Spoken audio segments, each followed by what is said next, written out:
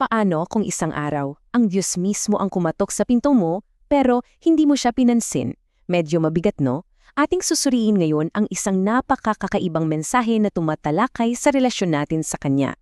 Isa itong kwento na, grabe, puno ng hiwaga at mga importanteng aral.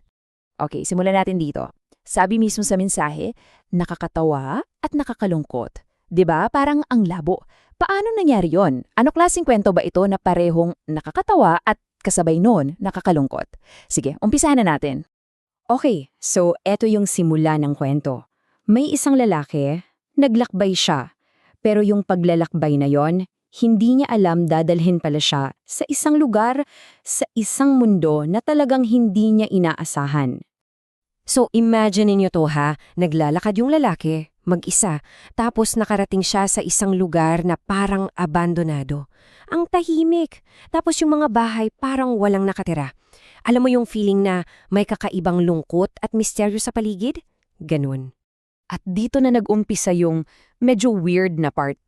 Bigla mula sa isa sa mga bahay, may lumabas na babae. Pero grabe, ang liit niya. Isang dangkal lang daw, kasing laki lang ng kamay. Tapos dire-diretso lang siyang naglakad, parang hindi niya nakikita yung lalaki. Para lang siyang hangin. Siyempre, nagulat yung lalaki. Sinita niya, "Hoy, maliit na lilang, saan ka pupunta?" At dito na yung twist. Parang nakakita ng multo yung maliit na babae. Gulat na gulat siya na may nakakakita sa kanya. Sa sobrang takot, ayun, kumaripas ng takbo pabalik sa bahay.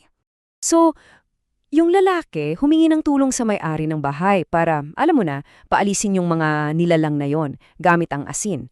Effective naman, pero may isang problema. May isang kwarto doon na nakapadlock. At ang mas malala, wala na daw yung susi. So, anong meron sa loob? Hindi natin alam. Isang misteryo.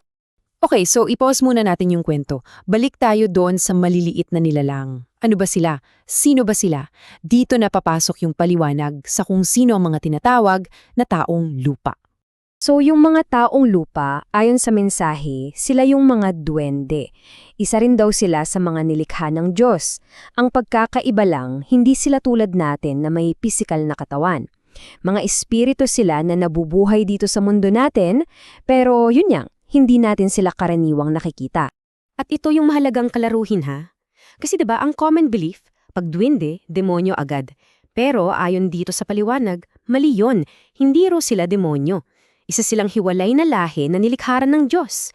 At katulad din natin, meron sa kanilang mabuti, meron ding masama. At lahat sila harap din sa paghuhukom balang araw. Okay, so balik tayo sa kwento ng lalaki. Umuwi na siya. At dito na talaga natin makikita yung pinakapuso, yung pinakamabigat na talinghaga ng buong mensahe. So yun nga, umuwi na yung lalaki pero nalaman niya lumipat na pala ng bahay yung pamilya niya. At pagdating niya doon, grabe, walang pumansin, walang bumati, para siyang hangin lang na dumaan. Humingi pa nga siya ng damit kasi pawis na pawis siya pero wala, binaliwala lang siya. Nakita siya ng konting espasyo sa sahig para sana mahiga para makapagpahinga. Pero paghiga niya, yun na. Sinabihan siya, "Ay, may nakahiga na dyan."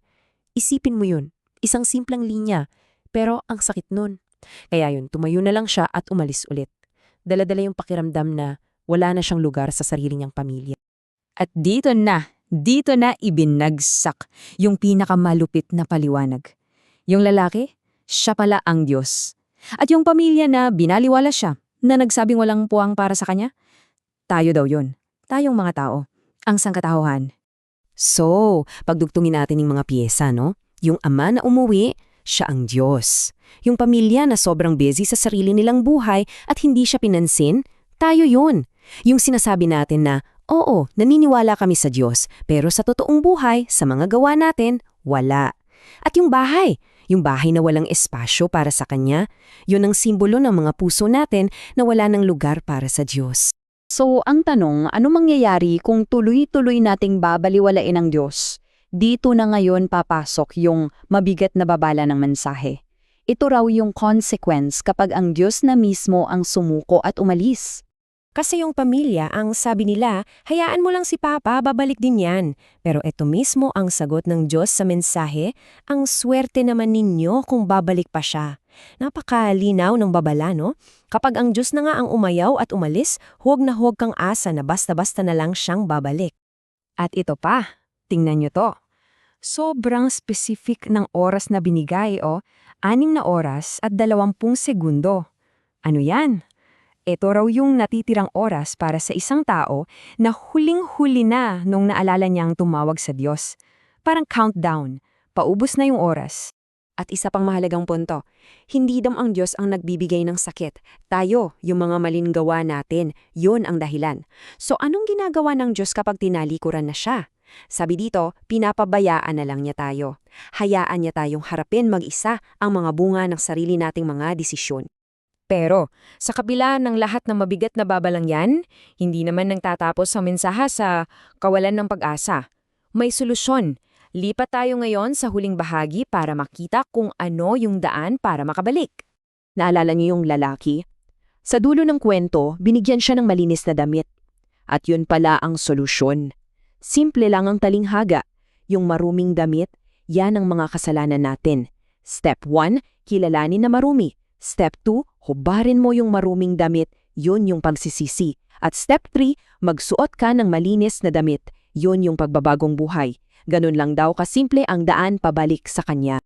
Kaya sa huli, ang tanong na iniiwan sa ating lahat ay ito. Itong kaalaman na to, para daw itong pagkain na inihain sa iyo mula sa Diyos. Kakainin mo ba at hahayaan kang baguhin ito? O isusuka mo lang at babaliwalain? Nasa sayo ang desisyon. Ikaw ang magpapasya kung sa wakas magkakaroon na ba ng puwang ang Diyos sa puso mo.